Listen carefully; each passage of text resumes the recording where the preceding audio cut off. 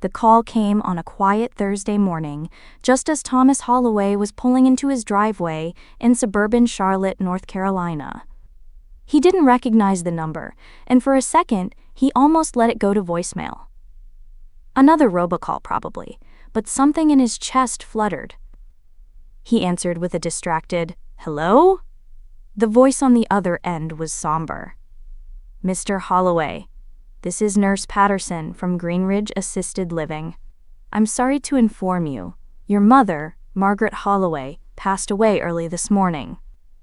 Thomas sat in stunned silence, keys still in the ignition, his car idling in the driveway. He hadn't spoken to his mother in over a year. The last time was a brief, awkward birthday call, filled with static and forced pleasantries. Before that, it had been longer. Too long. After the call, he didn't go inside right away. Instead, he sat there, staring at the steering wheel. Not crying. Not even shocked, really. Just hollow. The same call went out to his sisters. Emily, a real estate agent living in Atlanta, and Grace, a university professor based in Portland. None of them reacted with much more emotion than Thomas. Margaret Holloway had become an echo in their lives, a name on a holiday card list, a responsibility quietly handed off and forgotten.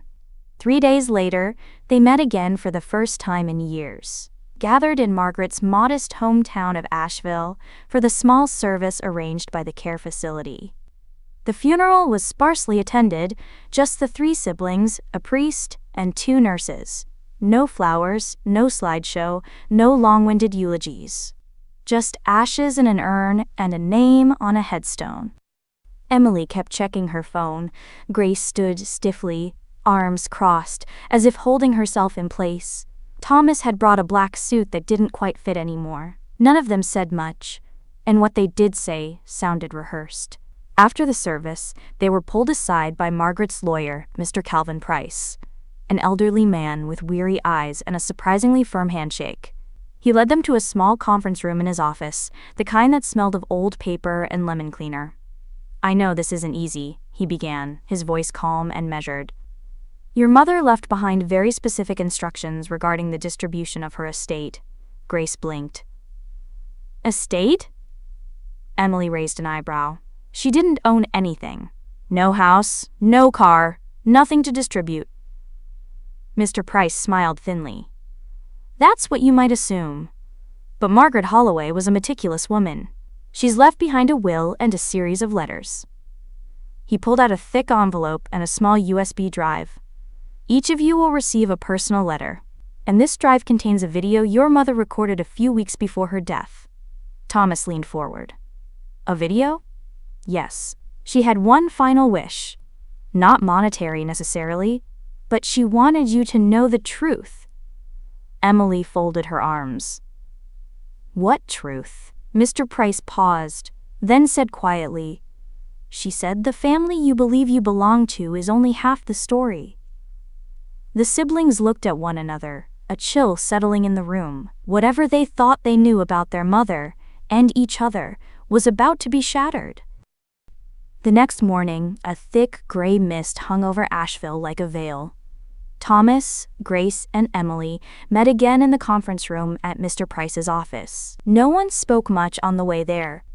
Each of them had taken their sealed envelope home the night before, told themselves they'd open it later, and then let it sit untouched on a nightstand or kitchen counter, daring them to confront it. Now, under the clinical glow of fluorescent lights, the silence felt heavier. "All right," Mr. Price said, clasping his hands. "Margaret asked that the video be watched together, but the letters are meant to be read privately beforehand." Thomas opened his envelope first. The stationery was unmistakably their mother's, flowery print, careful cursive, each loop and stroke measured. He could almost smell her lavender-scented drawer sachets as he unfolded the paper. "My dear Thomas, if you're reading this, I'm already gone. And I don't expect tears. You always held your emotions in tight, like your father. But I hope you'll read this with your heart open, just for once. There are things I should have told you long ago, things I kept to myself because I didn't want to shatter your image of the family. But keeping those secrets didn't protect you. It only distanced us. And I've had to live with the consequences of your silence, your absence. All I ask now is that you listen, not just to what I'm saying, but to what you never let yourself see. You were always the fixer, the one who tried to keep everything together. But sometimes, Thomas, the glue holding everything together is what's actually keeping people stuck in place. I want you to let go of what you think you know. And when you watch the video, remember, I didn't want revenge. I wanted truth. There's something you need to know about Dad's accident. It wasn't what we said it was. Thomas's hands trembled slightly as he lowered the letter. Across from him, Emily had finished reading hers. She looked paler than usual, her fingers pressed to her lips. Grace was still staring at the open envelope, not reading at all. Mr. Price spoke gently. "Whenever you're ready, we can begin the video." Thomas nodded. Emily hesitated, then gave a silent nod as well. Grace didn't move. "Grace?" Thomas said, voice low. "Are you okay?" She finally looked up, her voice flat. She knew about Ian. Thomas frowned. "What do you mean?" "Ian wasn't just my colleague. We were together. A long time ago, when I was married." Her jaw tightened. "I never told anyone, not even you two.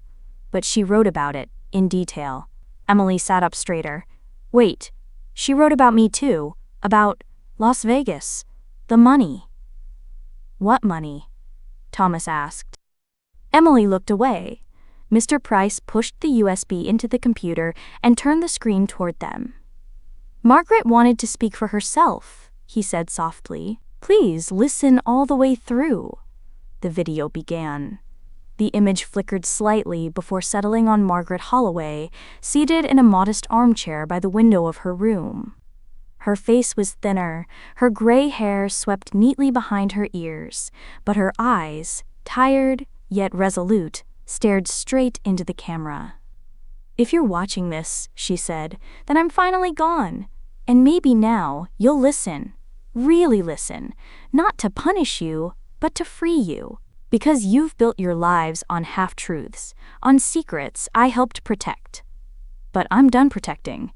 It's time you knew what really tore this family apart." She leaned in slightly. "I lied to all of you. About your father, about the night he died, about where the money went, and about the sibling you never met." Thomas froze. Emily's breath caught. Grace blinked, stunned.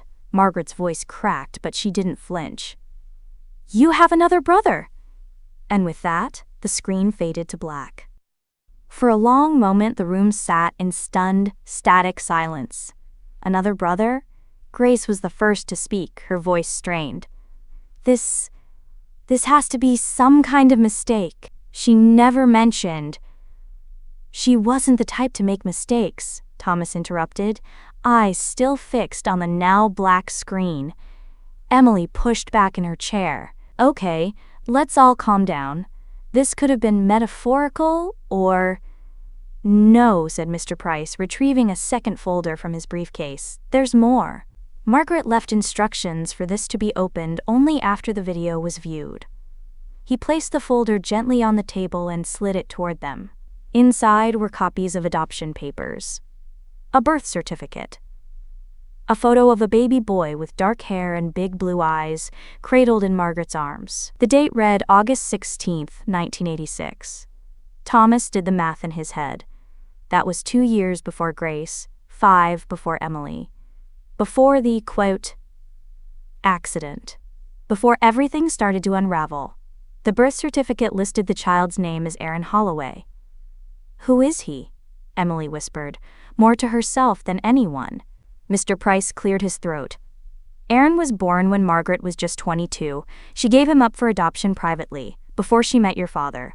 According to her, your father knew. They agreed never to speak of it again." "She gave him up?"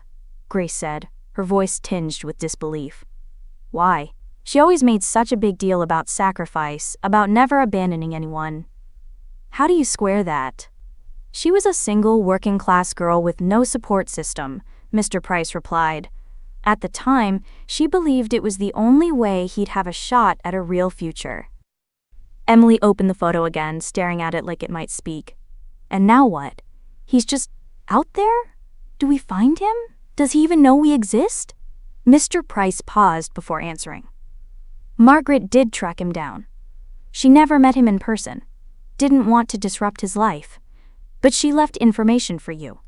An address, a name, and a letter for him if you choose to deliver it. Thomas took a deep breath, rubbing his temples. So now we're supposed to do what? Introduce ourselves to a man who's lived his whole life without us? Hey, surprise! We're your long-lost siblings, and our mother's dead. He's a grown man, Grace added. He could want nothing to do with this. Mr. Price interjected calmly. That's why Margaret left the choice to you. But she believed, perhaps foolishly, perhaps not, that this one final act could heal something. In you. In him. The room fell into another heavy silence. Emily finally said, "We should meet him." Grace's brow furrowed. Why? To ease our guilt? To understand what she was hiding, Emily replied quietly. To understand her. Thomas nodded reluctantly. We owe it to ourselves. And maybe to him. Mr. Price handed over a slip of paper. Aaron lives in Nashville, he said. Goes by Aaron Mitchell. He's a paramedic. Married. No children.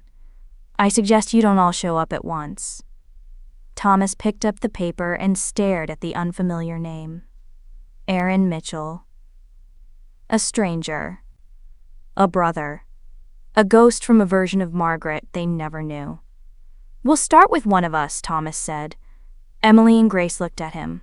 I'll go, he said quietly. As he left the office with the letter in his jacket pocket, Thomas couldn't shake the strange feeling curling in his gut, like the family they'd buried yesterday was only the beginning. Thomas Holloway didn't sleep much the night before his trip to Nashville. The letter for Aaron sat in the center console of his rental car like a living thing, radiating heat and tension. Every few miles on the I-40 he glanced at it, half expecting it to combust or disappear. As the city skyline came into view, the gleam of glass towers mixing with older brick facades and music-brewed soul, Thomas realized he had no plan. What do you say to a brother you've never met? Do you knock on his door and just start? He drove past the address twice before mustering the nerve to pull into the driveway of a modest ranch-style home on the east side. The lawn was neat. A yellow bicycle leaned against the porch railing. 2 blue recycling bins stood like sentinels beside the steps. Thomas sat there gripping the steering wheel until his knuckles turned white. Then he grabbed the letter, stepped out, and walked to the door. A woman answered, mid-30s, shoulder-length brown hair pulled into a ponytail, eyes wary but kind. Yes? Hi. Sorry to bother you. I'm looking for Aaron Mitchell. Her eyes flickered, cautious. He's my husband. He's at work. Is something wrong? No, Thomas said quickly. Nothing like that. I'm Thomas. I think I'm his brother. She blinked, slowly. His what? I know this is coming out of nowhere. I know how crazy it sounds. But I have a letter from our mother, Margaret Holloway. The woman took a hesitant step back, the screen door creaking. Margaret? Thomas nodded and held up the envelope. She asked me to give this to him, after she passed away. She opened the screen door wider. Come in. Aaron Mitchell was finishing a shift when his wife Jenna texted, You need to come home now. A man is here. He says he's your brother. It took Aaron an hour to process the message, and another to drive home, with his heart hammering in his chest. When he stepped through the front door, Jenna met him silently, then turned toward the living room. There, standing awkwardly in front of the fireplace, was a man who looked enough like him to rattle something in his gut, older, stockier, but with the same eyes. Are you Aaron? I am, he said slowly. You're Thomas? Thomas nodded and held out the envelope. This is from Margaret Holloway. She was our mother." Aaron didn't move for several seconds, then finally took the letter. "I knew I was adopted," he said quietly, "but I never knew who gave me up." "She never forgot you," Thomas replied. "Not for a second."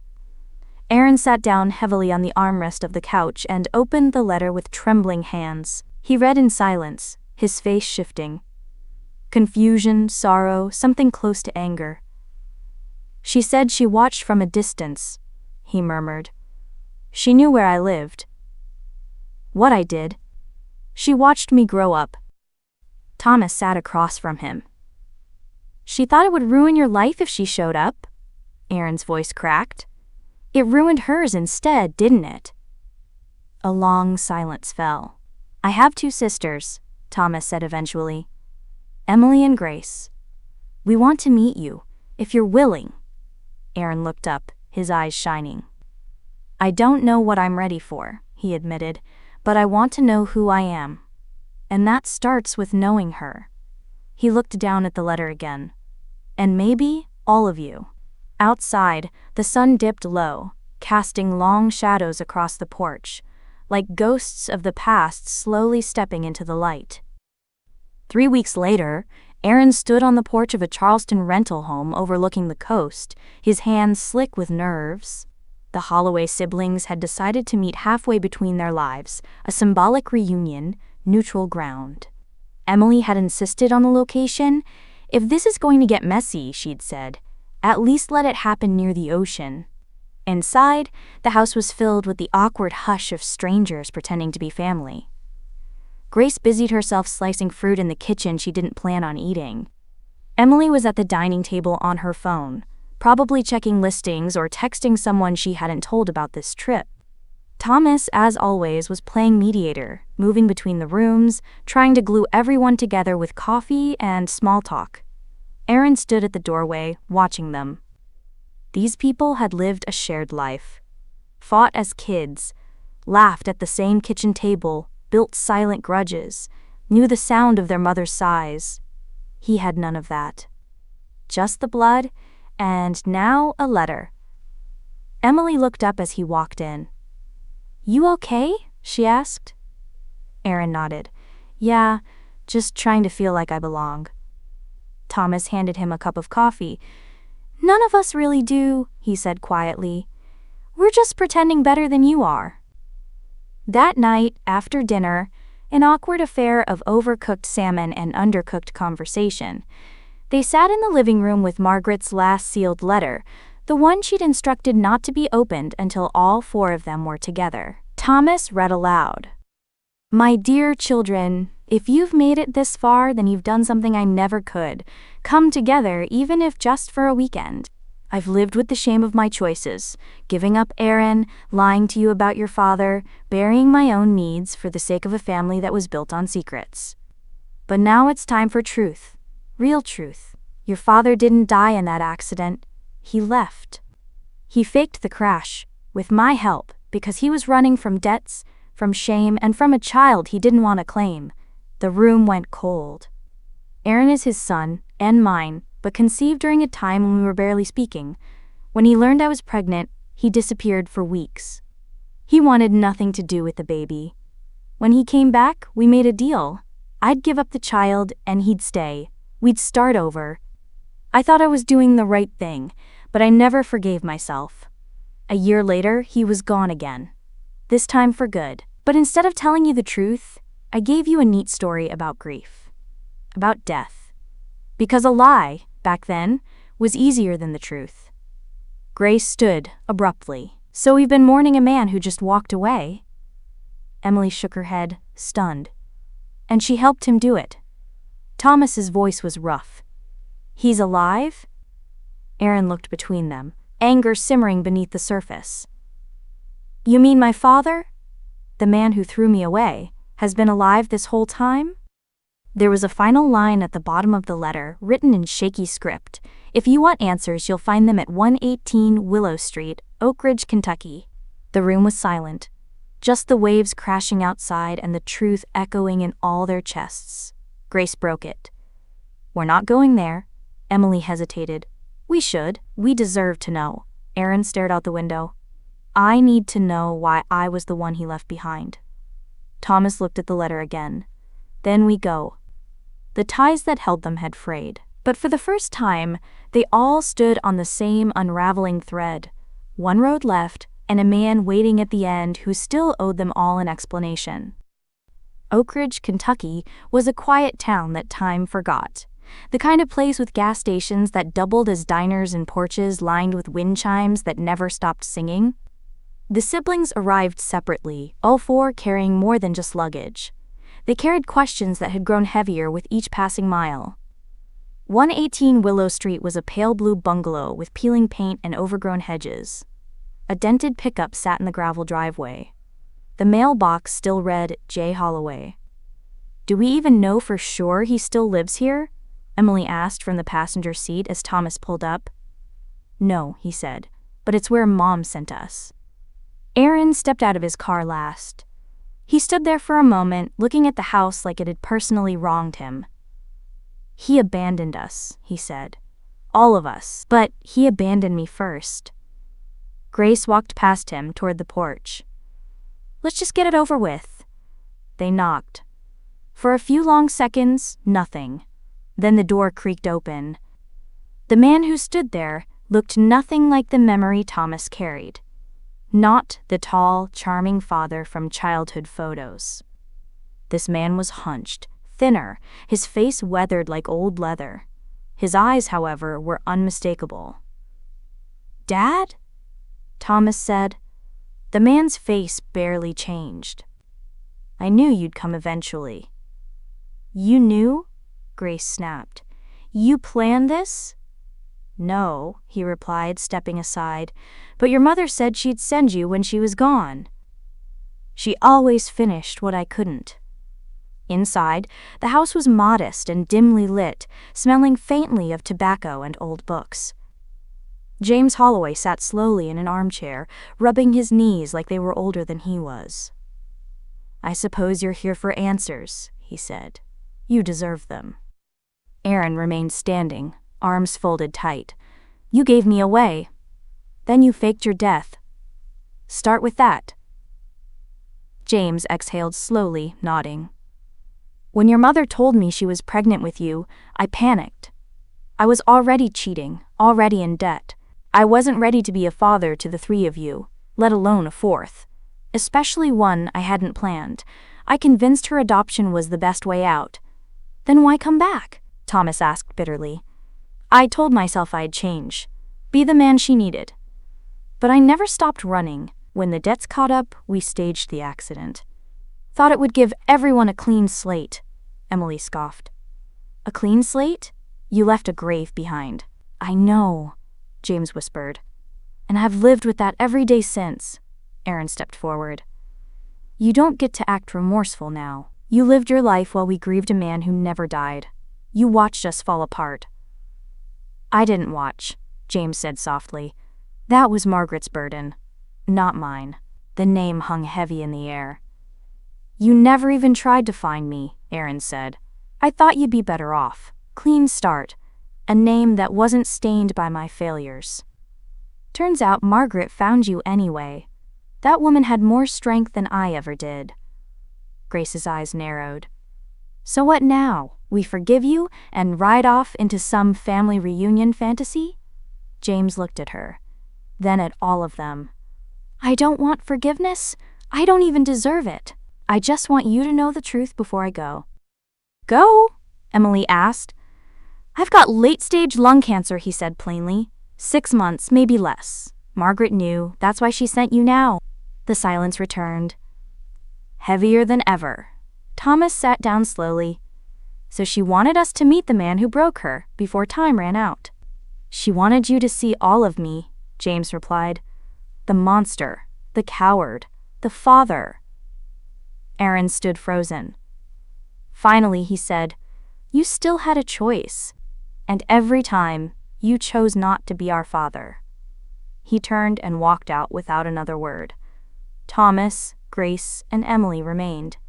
In the dying light of the afternoon, they realized something unexpected.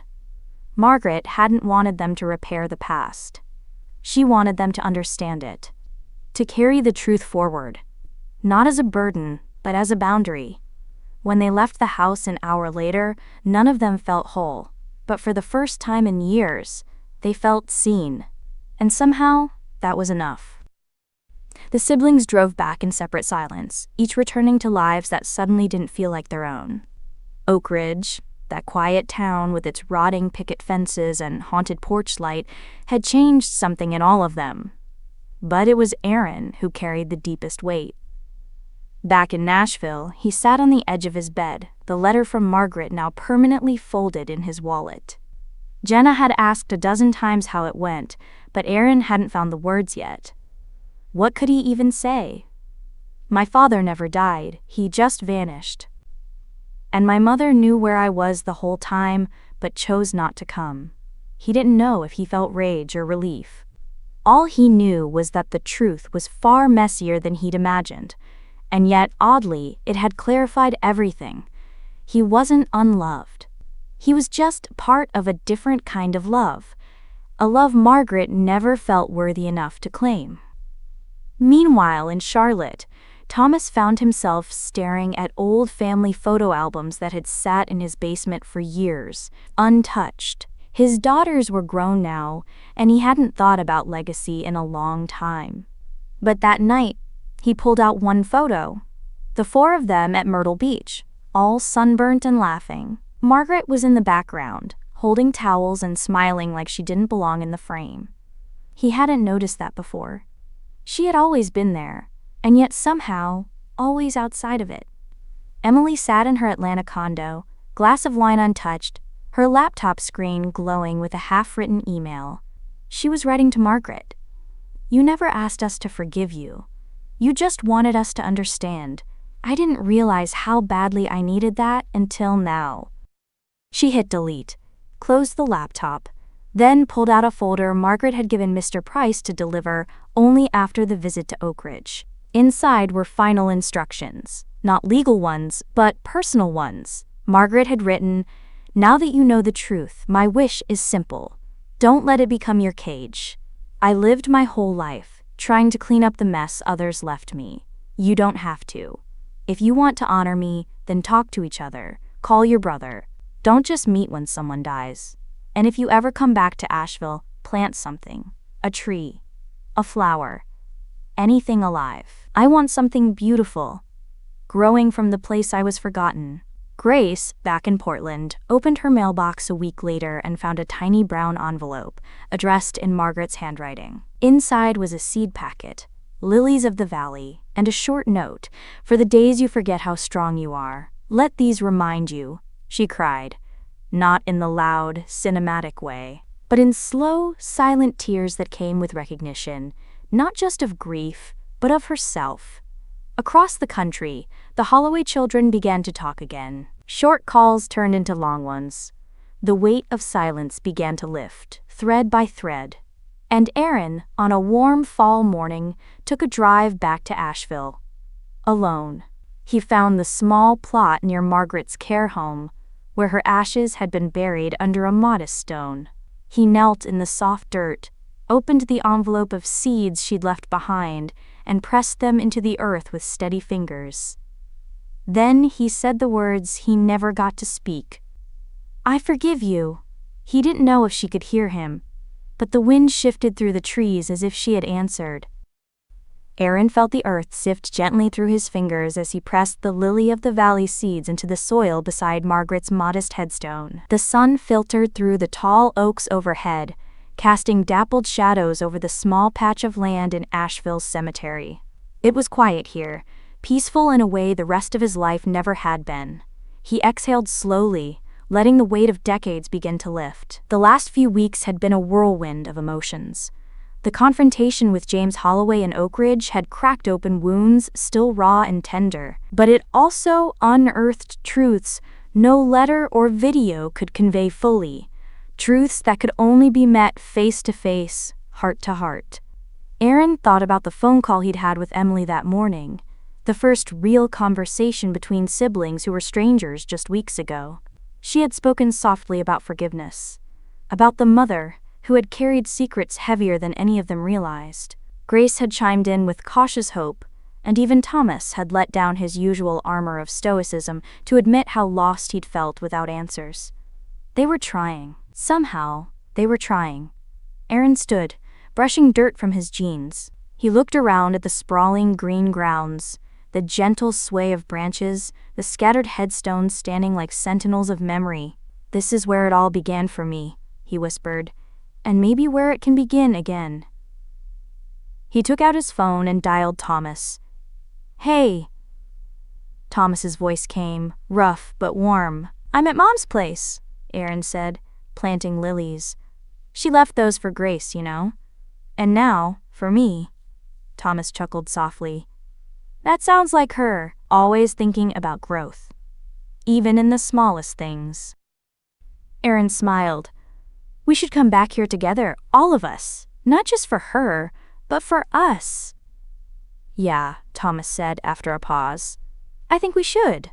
After hanging up, Aaron took a deep breath and pulled his jacket tighter around him.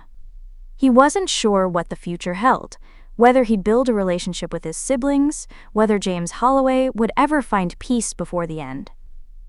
But for the first time in a long time, the past felt less like a prison and more like fertile ground. Back in Charlotte, Thomas sat with his daughters, sharing stories of their grandmother Margaret, her quiet strength, her sacrifices, the bittersweet legacy she left. The conversation was tentative, but it opened something. An unspoken invitation for connection and understanding. Emily called Grace later that evening, her voice lighter than it had been in months. "Mom wanted us to grow something beautiful," she said. "Maybe it's time we started." Grace, sitting in her Portland apartment by the window, nodded to herself. "Yeah, I think I'm ready." As fall deepened, the Holloway siblings planned their return to Asheville. Not just as children of Margaret, but as a family forging new roots from old soil. At the cemetery, the lilies began to sprout, delicate white bells reaching for the sun. They were quiet reminders that even the most tangled histories could bloom anew, given time, courage, and care. And in the spaces between forgiveness and understanding, the Holloways found hope. Because sometimes, a final wish isn't about closure, it's about beginning. The Holloway siblings returned to Asheville under skies brushed with spring. The air was warmer now, the weight of winter slowly receding. Margaret's resting place looked different, brighter. The lilies Aaron had planted were now budding, tiny white blooms peeking from the soil like whispered promises. It had been 4 months since they last stood together. This time, there was no funeral, no lawyer with sealed envelopes, no bombshells waiting in the dark. Just them. Emily arrived first, her heels clicking on the gravel path as she approached the headstone with a bouquet of white roses. She paused before kneeling, placing the flowers gently down beside the now-growing lilies. "I didn't bring these for show," she murmured to Margaret. "I brought them because I finally get it." Grace came next, dressed in her usual understated black, her eyes scanning the cemetery like she might spot her younger self hiding behind a tree. She knelt beside her sister, brushing her fingers over Margaret's name etched in stone. "I used to think you made us weak by staying silent," she said quietly. "Now I know it took more strength than I ever had." Thomas pulled up last, driving his own car this time, alone. No wife, no daughters, just him. He held nothing in his hands but an old photograph he dug up from his attic. Margaret in the kitchen, apron, dusted in flour, laughing mid-sentence. He hadn't remembered her laughing that often. Now, he couldn't stop hearing it. And then, Aaron arrived. He was the only one who brought nothing and yet somehow carried everything. They stood together at the grave, awkward again, but less guarded than before. No one rushed to speak. The silence didn't feel empty now. It felt full. Full of what had passed. And what was possible. "I think she wanted this more than anything," Aaron said finally. "Not the letters, not the video. Just this." Emily nodded. "A family that talked, that showed up." Grace wiped at her eyes and gave a wry smile. we're still a mess." "Maybe," Thomas said, "but at least now we know why." Aaron turned to them, something burning behind his eyes. "I want to ask something." "Go ahead," Emily said gently. "I've been alone most of my life. And I know we didn't grow up together. But I'm not looking for a replacement childhood. I just want to be part of whatever comes next." Thomas didn't hesitate. He reached out and clapped a hand on Aaron's shoulder. "You are." Grace looked at the flowers. "I think it's time we did what Mom asked." Emily glanced at her. "Plant something? No talk." They left the cemetery that afternoon and headed to a diner Margaret used to take them to when they were young.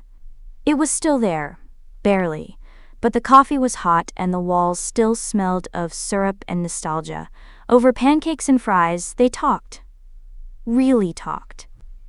About childhoods and regrets, about their father and his fading time left, about careers and loneliness, about what they wanted their lives to mean moving forward. They laughed, they disagreed, they remembered.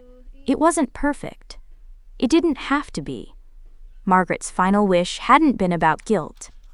It had been about truth, and what they could build when they finally stopped pretending nothing was broken. As they stepped out into the late afternoon sun, Aaron looked back at the diner and said, "She gave us this. She gave us another shot." Thomas nodded. "And this time, we don't waste it." They didn't hug, not yet, but they walked side by side down the sidewalk, no longer a collection of fractured memories, but a family in repair. New roots had taken hold. And this time, they would grow. Summer settled gently over North Carolina, warm and golden, as if nature itself was exhaling after a long-held breath. Asheville's streets grew busier with tourists and music, and at the edge of town, in a quiet residential cul-de-sac, something quietly miraculous was happening. The Holloways were beginning to live again. Aaron had made the first move. He relocated from Nashville to Asheville, taking a transfer within the paramedic unit. The decision had been difficult, but the moment he crossed into the city limits with Jenna beside him, he felt like he was stepping towards something instead of away. He and Thomas met every other Saturday for breakfast. No expectations, no pressure. They talked about work, about aging, about the years they'd missed, not to make up for them, but to acknowledge them. One morning, Thomas brought up the idea of building a small memorial garden behind the assisted living home. Something in Margaret's name, funded by the siblings, open to other residents' families. A place for forgotten mothers and abandoned memories. Aaron had just nodded and said, "That's exactly the kind of peace she deserved." Grace, for her part, stayed in Portland, but something had shifted in her. She started writing again, not academic papers, but personal essays. Raw pieces about family, silence, and inherited guilt. One, titled "The Mother I Forgot to See," was picked up by a national magazine. When Emily read it, she called Grace crying. Not out of sadness, but because it said everything she never could. Emily, newly untethered from a collapsing relationship, sold her condo and moved into a smaller home on the outskirts of Atlanta. With space and silence around her, she finally listened to her mother's voice, not from a letter or a video, but the echo of memories she had buried deep under ambition. She started volunteering with an elder care nonprofit, helping families find balance before it was too late. Each sibling was moving forward, differently. But together, one weekend in July, all four reunited in Asheville again. This time, they didn't gather around a headstone. They met at Margaret's Memorial Garden. This space was small, but full of life. Hydrangeas, roses, and, of course, lilies of the valley bloomed in curved beds. A wooden bench sat beneath a weeping willow, and in the center, a bronze plaque read, "In honor of Margaret Holloway, a mother, a witness, a voice finally heard." The ceremony wasn't public. There were no speeches. Just a shared stillness as the four stood in the sun, watching a piece of their mother finally take root in the world she once felt erased from. Emily broke the silence. She would have loved this. She would have brought lemonade, Grace added softly, and complained about the mulch, Thomas smirked. Aaron stepped forward and set a small white stone beside the bench. Etched in it were the words, "What remains is what we choose to carry." They stayed there for hours, talking, remembering, dreaming. No longer orbiting grief. No longer defined by what had been lost. Instead, they were shaped by what had been found. In the end, Margaret hadn't just left behind a will. She left behind a mirror. And in it, her children saw themselves clearly for the first time. Not perfect, not broken. Just honest. And that was enough.